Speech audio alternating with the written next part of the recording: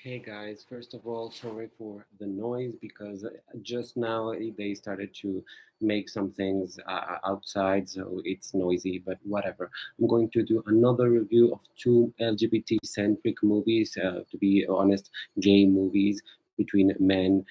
So this is going a little bit different than the other review that I did last week. I decided to do two videos in English in a row because I think I want to speak about this in English rather than in Spanish because maybe more people in Spanish haven't seen these movies, and in English it's more possible that they have seen it. So the first movie we're going to talk about is Rocketman, that movie directed by a director called Dexter Fletcher, who I don't really know, to be honest.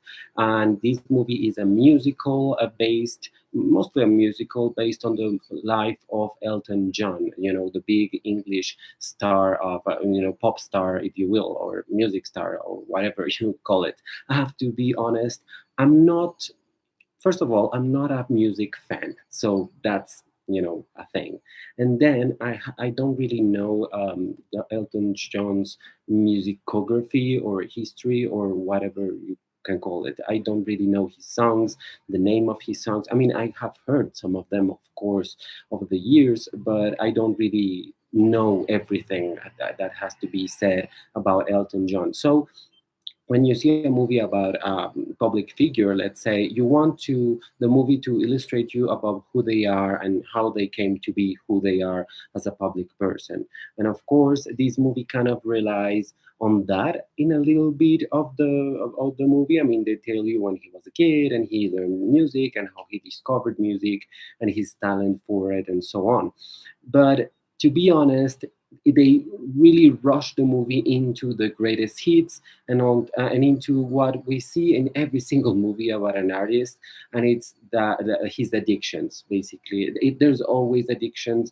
There's always a moment when they get fucked up, and then they rise above it. Basically, you can see that in Bohemian Rhapsody, for example, which was released a little bit earlier than Rocketman, and that's why all the award season of the 2019, I think, centered in Bohemian Rhapsody, and Rocketman, which was released after that. Well, I mean, didn't receive really many awards. I mean, I think it only won for the Academy Award for Best Song. And to be honest, the song is not even that good, but whatever. I mean, the songs in that year were very weak, the lineup for the Academy Award. So whatever. But this movie, I just want to say this movie doesn't really attract me as someone who is not an Elton John fan. I think that Elton John fans will probably love this movie and the performance given by Taron Egerton. However, I have to say that I'm a little bit fed up, and I know many people have pointed this out, but I'm kind of fed up with non-gay people or straight people portraying gay characters. Like it's getting a little bit out of hand, especially with a person like Elton John, who has been publicly gay for so long. I mean, of course, the movie points out that he pretended to be straight at some point in his career, but I mean, we all knew. I mean, we've been knew. It's like Liberace. Liberace didn't have to say he was gay. I mean, everyone kind of knew. So it was the same thing with Elton John.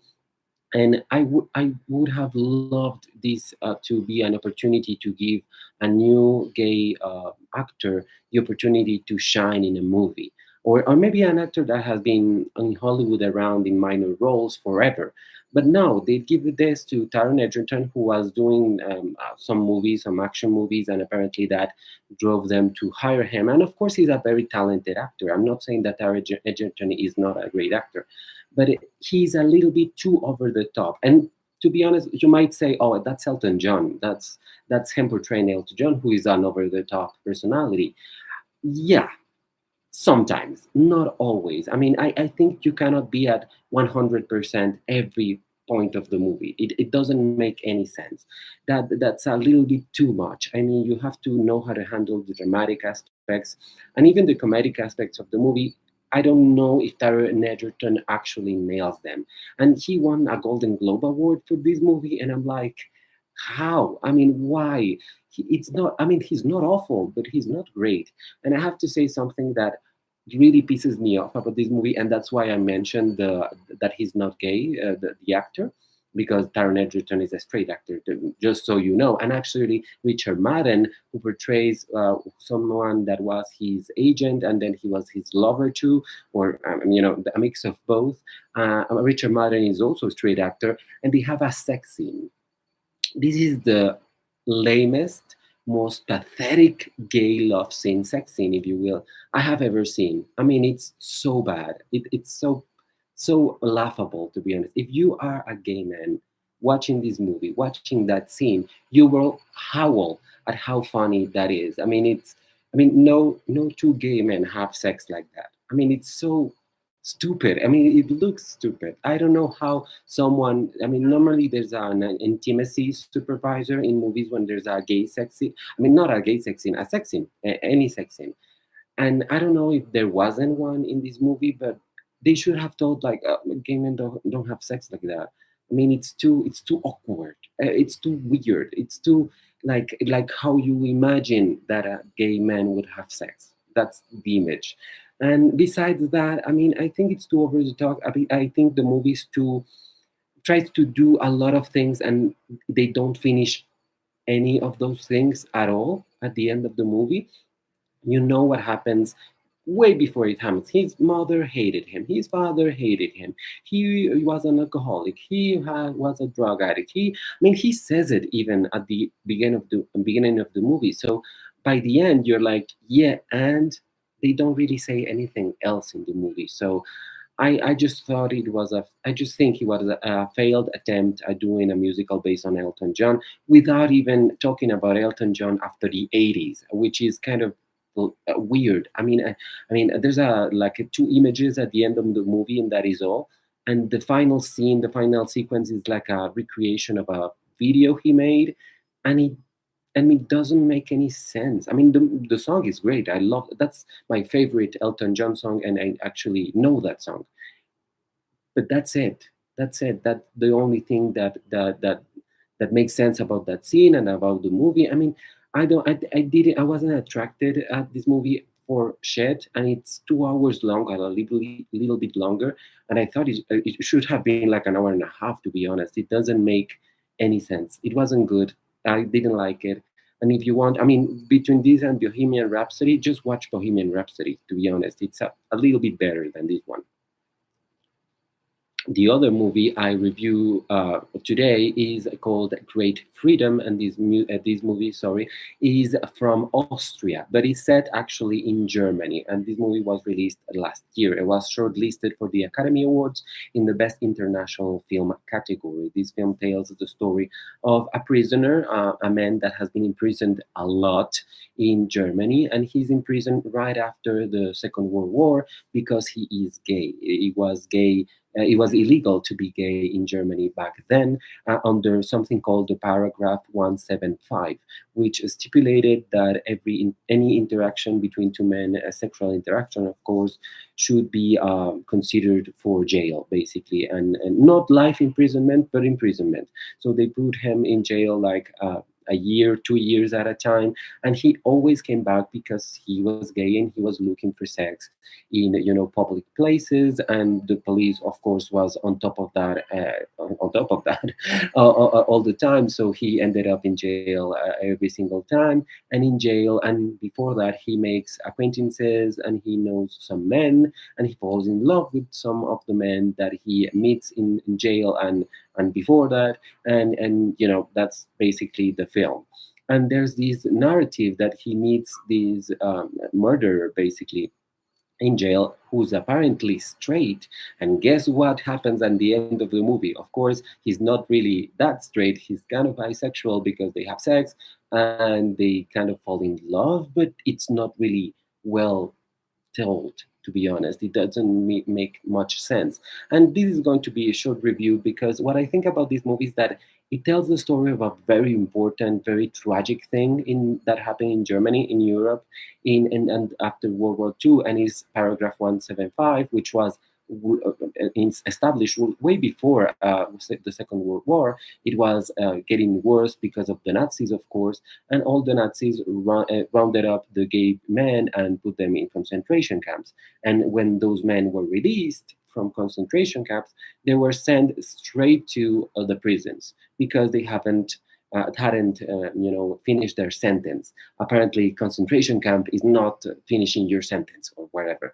So of course they had to finish it on the prisons, and that's the tragic historical part of this movie.